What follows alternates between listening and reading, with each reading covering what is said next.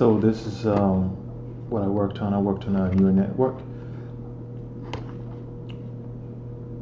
I'm gonna run you guys through how I implemented this. So to do this, I created a neuron, and this neuron has an array list that takes a double, and that's the weights that come in. Then also a double output. So the weights and so the neuron will have all the weights that create the output to include the inputs. So once you create this network, you will be able to access the weights, the array weights, so the total weights that come into this neuron and the output. The reason why this is, it's so that when you do the backwards propagation, which is their correction, you'll be able to access the weights and the output. So in order to do that, you need the weights and the output. So individually, you're gonna go through an error function and adjust the weights accordingly. The output doesn't really change. Just when you go forward again, the forward propagation, that will actually create a different output, which will be the target or actual target versus the expected target. So this is one of these. So just look at these. These just getters and setters for the neuron or perceptron, whichever you want to do. Then this is the network. Actually, I created two of those.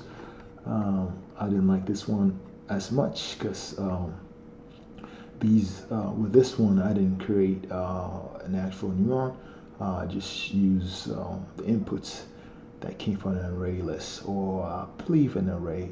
So say, okay, yeah, it came from an array list or double. So this was the input. So whatever data you were to work with or are going to work with, you convert into it and store into an array list or an array, depending on how you want to program it. But this one I did it as in an array list. So coming to the neural network, so there was a random generator that creates the weights and the bias, and here's the neuron that instantiated in there.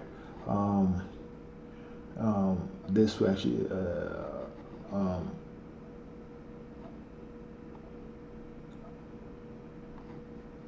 store the neurons. I believe this will be the neurons per let's see, this will be all the neurons in the first generation, so the first hidden layer, or we'll have all this. And then the weights, the weights that come in the neuron, and double weight. So these are all the parameters that come into calculating doing the calculations in the neuron. You know that's that will be the input multiplied by a weight added to a bias, and then this bias is actually generated randomly. So and so the weights. These weights are not to specification. These are just for testing purposes. So you see like this, and I try to make it work. So because when I run it, which I'll do here in a few, you will see that it did create a lot of it was overtrained. So I kind of wanted to have like a little bit of values that were negative that couldn't be worked with. For now, most of the values are over the 0.5, even with these small tweaks. And I have the swiftification function here. As you see, this is pretty much it. You take, after you take all this, you put the data in here, and it will create so the list of all the results in there will be added up and put in this function. And here's a hidden layer. So in this hidden layer, you put the number of layers you want to create, and you pass in the data. the data that was coming in, and it will create all that. And this will be the final result. It will tally in all the endpoints from this layer right here. No, from which one? We tally in all the results from, let me see.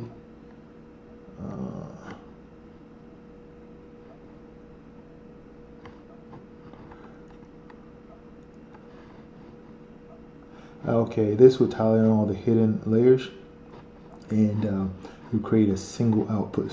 So for this, my aim is to train it on a single digit, then save all the weights and label those weights for all the single digits or single alphabet that I'll be working with. So this entire thing will be maybe for 1 or 2 or 0. If it's in letters, then it would be for an A, B single like this. So it would train specifically for one entity, which would be a single digital alphabet, or maybe even an image. And here is an example of the data I'll pass through. Nothing major, I just like random data. So it's nothing, it's just like for testing purposes. So when I run it, let me run it, and I'll show you guys what comes up.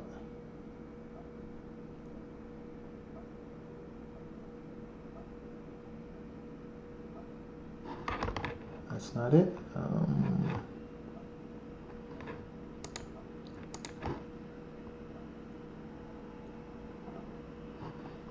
Okay, so this is the result after running this.